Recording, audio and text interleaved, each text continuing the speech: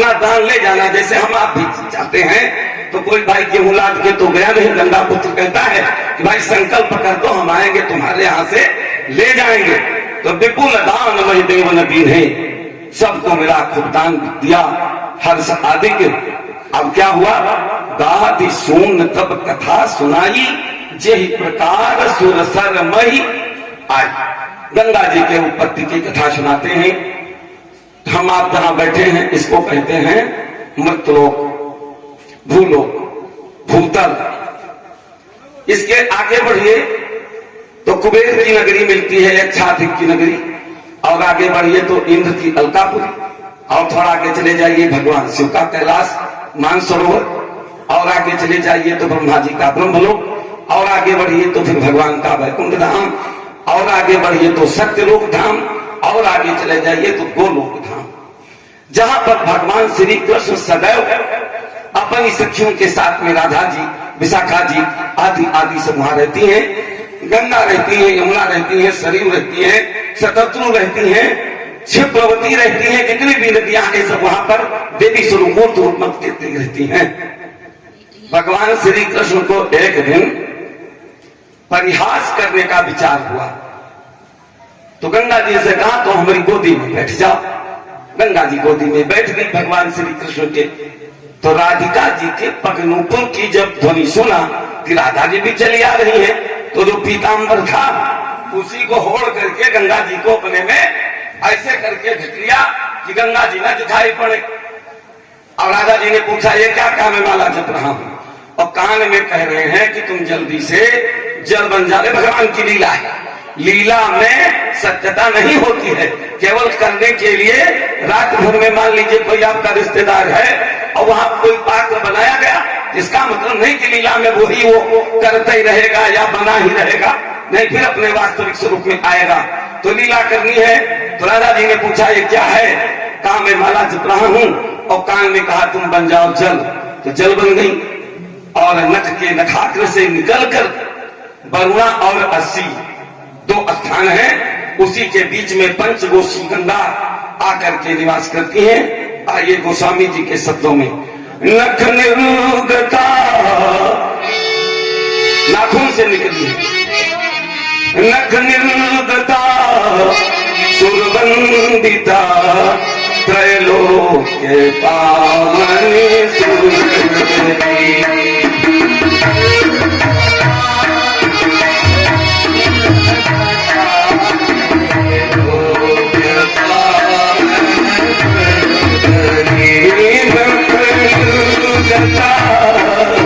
सुरवंदिता त्रैलोक पावनी सुरसरी।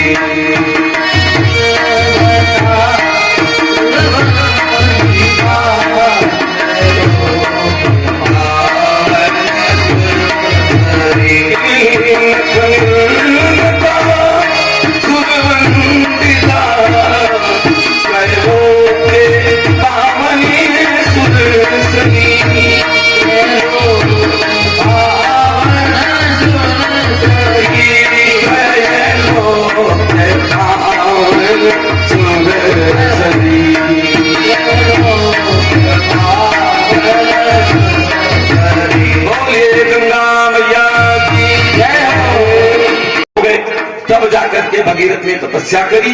फिर भगवान ब्रह्मा के कमंडल से शिवशीष से हरिद्वार होते हुए प्रयागराज को सुशोभित करते हुए वाराणसी में पहुंचकर गंगा सागर तक चली जाती है। ये भागीरथी गंगा है। जाह्नवी बीच में हो जाती है क्योंकि जन्मों ने पी लिया है। तो जब भगीरथ पीछे देखे तो गंगा जी नहीं आ रही है, तो लौट के गए तो वहां कोई था नहीं, जन्नूरी से बैठे थे। कहा महाराज गंगा जी आ रही थी, कहां चली गई? कहा हम शौचांशी में हम बह जाए तो पी गए हैं। तो कहा महाराज नहीं, उनको मुक्त करो, नहीं तो हमारे पूर्वजों की मुक्ति नहीं होगी। तो जाह्नवी कहलाई और भागीरथी गंगा और वाराणसी वाले में मिलते हुई जो पहले नखाग्र से निकली हैं उनको अपने में मिलाती हुई गंगा सागर तक चली जाती हैं। बोलिए भागीरथी गंगा की। तो कथा सुनाई, जय प्रकार सुरसर मही आई। गंगा जी की उत्पत्ति की कथा को सुनाते हैं। अब आगे चले। हरसी चले। और जब अहिल्या का उद्धार किया तो हरस नहीं चले, चले राम। अब हरस चले, चले राम लक्ष्मण मुनि संगा, और गए जहां जग पावनी गंगा। हर्ष नहीं चले, स्नान किया। अब सोचते जाते हैं ब्राह्मणी का शरीर है और हूं तो भगवान, लेकिन व्यवहारिक जगत में मेरा जन्म क्षत्रिय के यहाँ हुआ है। गुरु की आज्ञा हुई, मैंने चरण तो स्पर्श करा दिया, लेकिन पातक जरूर मुझे लगा होगा, तो गंगा स्नान किया, प्रायश्चित कर दिया, कथा सुन लिया, गंगा स्नान किया, विश्वामित्र के मुख से कथा सुना, तब हरसी चले। अब प्रसन्नता हो गई। नहीं तो बताइए, जिसने इतना बड़ा काम किया हो, एक निर्दोष जो पत्थर बनाई गई थी उसका कारण क्या प्रसन्न ना हो? नहीं प्रसन्न हुए, क्योंकि मन में ग्लानि है कि मेरे द्वारा अपराध हो गया है। गुरु क्या क्या है, लेकिन अपराध तो हो गया है। अपराध का प्रायश्चित कब होगा? गंगा स्नान किए, कथा सुने, अब बड़े प्रेम से हर्ष चले। मुनिवृंद सहाया, वेग विदेह नगर नियर आया। बिल्कुल पहुंच जाते हैं। महाराज जनक जी को पता चला कि श्री विश्वामित्र जी पधारे हैं, उनके साथ में विप्रवृंद हैं, राजकुमार हैं, तो महाराज मिलने के लिए आए। सदैव निराकार ब्रह्म का, ब्रह्मानंद का आनंद हृदय में लिया करते हैं और विरागी हैं। उनके यहां भी कथा होती है, सबके यहां होती है। याज्ञवल्क्य जी कथा सुना रहे हैं, तो बड़े बड़े ऋषि सब आए जनक जी के यहाँ, और बड़े बड़े सब ऋषि तो सब बैठ गए, जैसे आप लोग सब बैठे हो। तो याज्ञवल्क्य जी भी आए, बैठ गए और कथा नहीं प्रारंभ कर रहे। 1 घंटा बीत गया, तो सब खड़े हो गए। कहा महाराज क्या बात है, आप आज बैठे हो, हम लोग कब के बैठे हो, कथा का भी जनक जी नहीं आए। जनक आए तब तो कथा प्रारंभ हो। कहा महाराज हम लोग इतने सुनने वाले, क्या केवल अकेले जनक को आप कथा खाली सबको सुनाते हैं, लेकिन विशेषता है जनक में, इसलिए जब तक वो नहीं आएंगे तब तक हम कथा नहीं सुनाएंगे। अब जनक जी आए, बैठ गए, कथा प्रारंभ हुई। कथा प्रारंभ हुई, थोड़ी देर में पता लगा कि राजा जनक के महल में जहां संत महात्मा टिके हैं, ये सब कथा सुनने वाले, आग लग गई है, सब भागे, सब भागे। मेरा कमंडल जल जाएगा, मेरा कम्मल। और जनक जी बैठे हैं, कथा हो रही है। जिसका महल जल रहा है, जिसका सब कुछ जल रहा है, वो बैठा है, और जिनका केवल कमंडल जलेगा, खड़ाम जलेगा, वो सब के सब जले गए। अब जब पता चला कि जो आग लगी थी बुझ गई, अब लौटे, तब याज्ञवल्क्य जी ने पूछा, कहो भैया, जिसका महल जल रहा था, जिसकी सारी संपत्ति जल रही थी, वो तो यही बैठा था, अब तुम लोग काहे ले गए थे? तुम तो यहाँ थोड़े दिन के लिए आए हो, भोजन करोगे, दक्षिणा पाओगे, चले जाओगे। कोई सोता था, कोई बकता था। तो कहने का तात्पर्य ये विरागी है जनक जी, रहे कहावत परम विरागी, बैरागी है, बिल्कुल विराग, किसी चीज से कोई मतलब नहीं। लेकिन जब आप विश्वामित्र के साथ दो सुंदरता देखा, तो जो आनंद हृदय का था वो निकल पड़ा। तिनहि बिलोकत अति अनुरागा, बरबस ब्रह्म सुखई मनु त्यागा।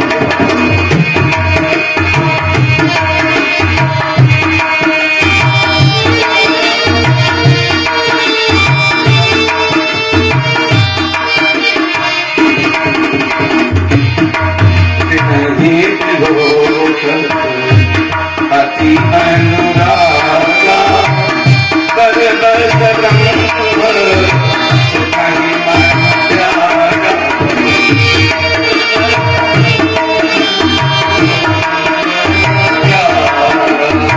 बरबस ब्रह्म सुखई मनु त्यागा। अपना दान ले जाना, जैसे हम आप भी चाहते हैं, तो कोई भाई गेहूं लाद के तो गया नहीं, गंगा पुत्र कहता है कि भाई संकल्प कर दो, हम आएंगे तुम्हारे यहां से ले जाएंगे। तो विपुल दान वही देव नबी ने सबको मेरा खूब दान दिया, हर्ष आदि के। अब क्या हुआ, गादि सोन तब कथा सुनाई, जेहि प्रकार सुर सर मई आई। गंगा जी के उत्पत्ति की कथा सुनाते हैं। हम आप जहां बैठे हैं इसको कहते हैं मृतलोक, भूलोक, भूतल।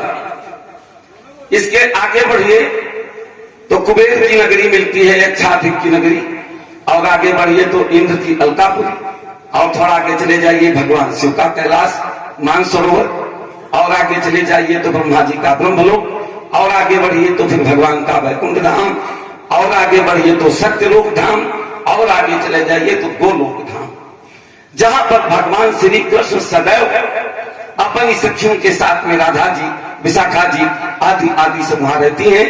गंगा रहती है, यमुना रहती है, सरयू रहती है, शतद्रु रहती है, क्षिप्रवती रहती है, जितनी भी नदियां हैं सब वहां पर देवी स्वरूपों रूप रहती हैं। भगवान श्री कृष्ण को एक दिन परिहास करने का विचार हुआ, तो गंगा जी से कहा तो हमारी गोदी में बैठ जाओ।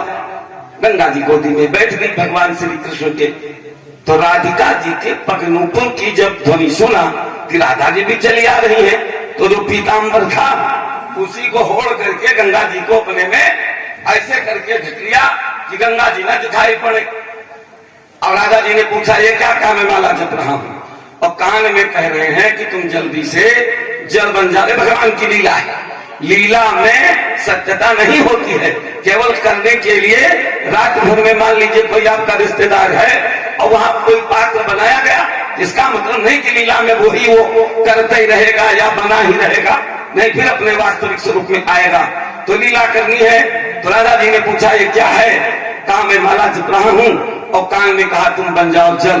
तो जल बन गई, और नख के नखाग्र से निकलकर वरुणा और अस्सी दो स्थान हैं, उसी के बीच में पंचगोशी गंगा आकर के निवास करती हैं। आइए गोस्वामी जी के शब्दों में, नख निर्गता, नाखून से निकली है, नख निर्गता सुरवंदिता, त्रैलोक के पावन सुरवंदिता।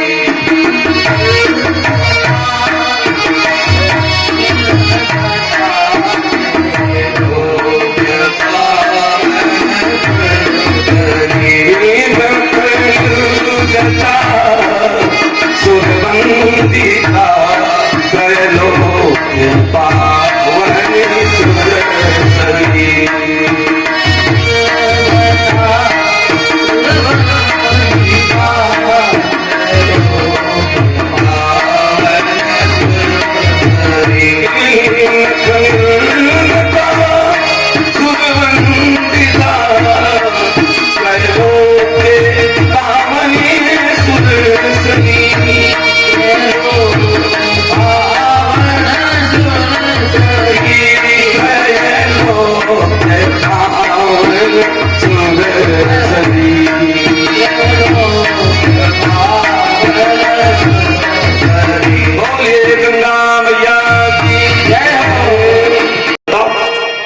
भगवान दर्शन देते। कहा अच्छा, तो कहा तभी दुख माला जप सकता है, ध्यान में बैठ सकता है, जब तक कि घनश्याम की सूरती को नहीं देखेगा। और अगर तूने घनश्याम की सूरती को देख लिया तो माला जपना और योग समाधि लगाना सब भूल जाएगा। जो माला जपते थे, योग समाधि लगाते थे, आज श्री राम को जब देखा, वो संत उस संत से कहता है कि ध्यान, माला, योग, समाधि तब तक तू लगाए ले जब लग नंदनंदन को आंख से निहारा नहीं। और जिस दिन निहार लोगे उसी दिन माला, योग, समाधि सब छूट जाएगी। बस वही हाल हुआ महाराज जनक का। जिस समय भगवान श्री राम जी की सूरती को देखा है तो अपनी मूर्ति को भूल गए और श्री राम जी की सूरती को बस देखते रह गए। और यही पूछ लेते हैं ये कौन है, कहाँ के राजकुमार हैं। विश्वामित्र जी से परिचय देते हैं। अमराई आम का जो बगीचा है उसी में रोका गया। किसी कवि ने लिखा है, आम कचदार बन बाग ही रहेंगे नहीं, तो बोलो अरे बोलो ये बसंत कहाँ आएगा। यूकलिप्टस के पेड़ में कीकड़ में थोड़ा बसंत आता है, जब आम कचनार बनबाग ही रहेंगे नहीं तो बोलो अरे बोलो ये बसंत कहाँ आएगा। दिव्य देववाणी की उपेक्षा यदि हेतु होती रही तो ये वेद की ऋचाएं बताओ कौन गाएगा। दिव्य देववाणी की उपेक्षा यदि होती रही तो वेद की ऋचाएं बताओ कौन गाएगा। आम कचनार बनबाग ही रहेंगे नहीं तो बोलो अरे बोलो ये बसंत कहाँ आएगा। लेकिन जब सीता जी का जन्म हुआ जनक जी के यहाँ तो बसंत कभी गई ही नहीं। यहाँ कभी तो बदल जाती है, लेकिन जब से सीता जी आई हैं तो ना तो पेड़ के पुष्प मुरझाए हैं और ना पेड़ के फल गए हैं और ना बसंत ऋतु गई है। उस अंबराई में श्री विश्वामित्र जी को लखन जी के साथ और राम जी के साथ रोका गया। अब राम जी चरण दबा रहे, गुरु की सेवा करनी चाहिए। कहत कथा युगजाम सिरानी, कहत कथा युगयाम सिरानी। दोपहर रात बीत गई, कथा हो रही है, कथा हो रही है, दोपहर बीत गया रात्रि का। अब विश्वामित्र जी ने कहा सो जाओ भैया, तो राम जी गए सोने तो अब लखन जी लगे चापने। भाई वो भी तो सेवा करेंगे, अभी तो दोनों गुरु की किए। अब जब राम जी सोए तो लखन जी चापने लगे और नींद आ गई राम जी को। अब राम जी ने तो कहा नहीं कि तुम सो, तो क्या करें, सोए चरण ही चापते रहे।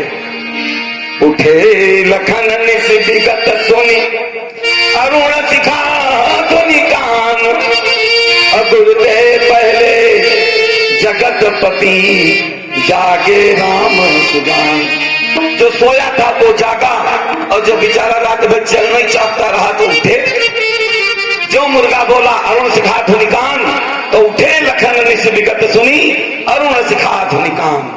सबसे पहले कौन, जो बच्चा है बेचारा रात भर राम जी का चरण ही चापता रह गया, क्योंकि आज राम जी को पैर छूते ही नींद आ गई, आज्ञा नहीं मिली। गुरु की आज्ञा तो मिल गई है, लेकिन भैया राम की आज्ञा लखन जी को नहीं मिली है, तो रात भर पैर चापते रहे। और उठे लखन निस विगत सुनी अरुण सिखा धुनि कान, गुरुते पहले जगतपति जागे राम सुजान। अब दोनों आप जानो कि आपका मन यही है कि कहीं विचरण तो नहीं कर रहा है।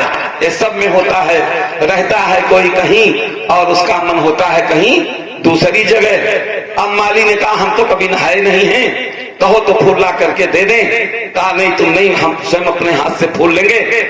तो बोल पड़ा आपका सारा शरीर नवकंज लोचन कंज मुख कर कंज पद कंजा नव कंज लोचन कंज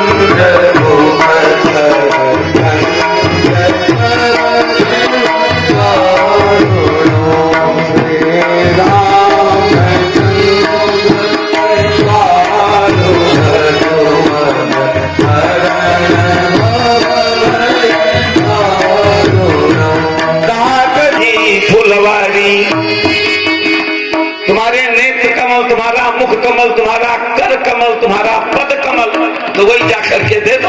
काकर ले फूल लला, जब देह में फूल रही फुलवारी। अब माली यही चाहता कि कब तक मेरे सामने ये खड़े रहे, कह देता पहले कि जाओ पुष्प ले लो, लेकिन कोट कोट सुंदरता को देख करके इतना मनमुग्ध है, यही चाहता है कि जब तक खड़े रहेंगे तब तक हम देखते रहेंगे और फूल पा जाएंगे तो चले जाएंगे।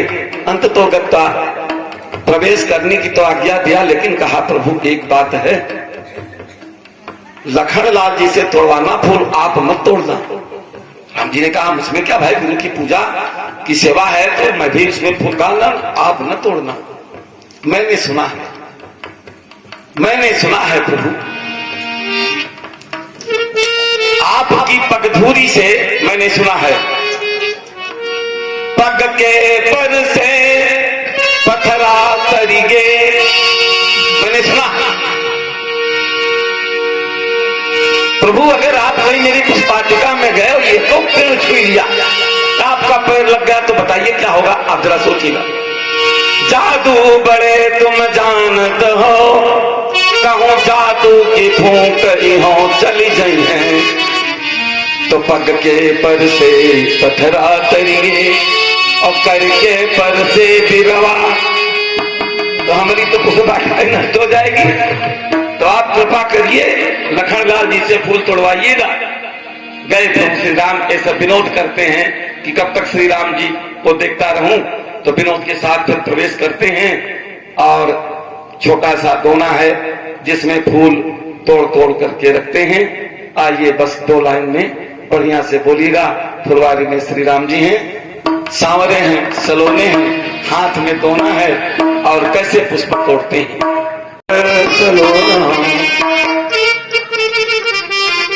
गई कहा चल जल्दी, कहा क्यों क्या हो गया, कहा चलो हम तो टोना लग ही गया, तुमको भी लगवाएगा। चलो सब बुला के ले गई। सावर गोर सलोना सखी हमरे करी गए टोना,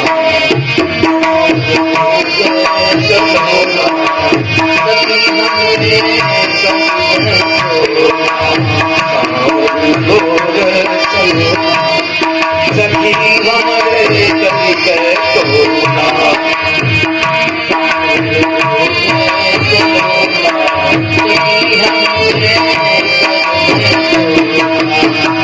बोली काहे देखी फिल्म देखती, क्यों देखी? राम तो या जो तू कह रही तो हमने किया है। अरे राम को देखी घूंघट पटकीना, बिल्कुल मैं देखना नहीं चाहिए। राम को देखी घूंघट पटकीना, लेकिन क्या बता रहेगा तुमको खोला सोना, पूरा नहीं रहेगा तुमको खोला सोना, सखी हमरे करी गए सोना।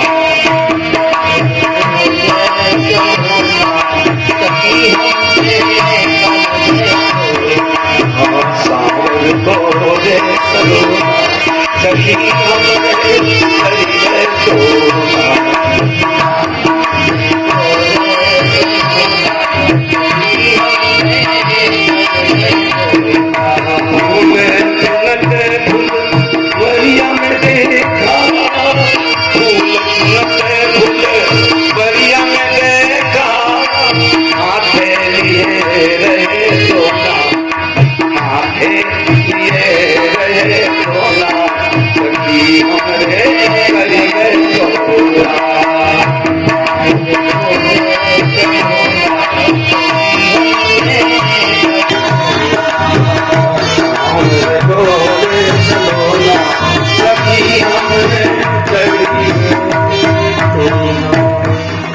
देश दुनिया की तमाम ताजा तरीन खबरों को देखने के लिए आप देखते रहिए एसके इंडिया न्यूज। साथ ही चैनल को लाइक, शेयर और सब्सक्राइब करना न भूलें ताकि हमारी जो नई अपडेट्स है वो आप तक सही समय पर पहुंचे।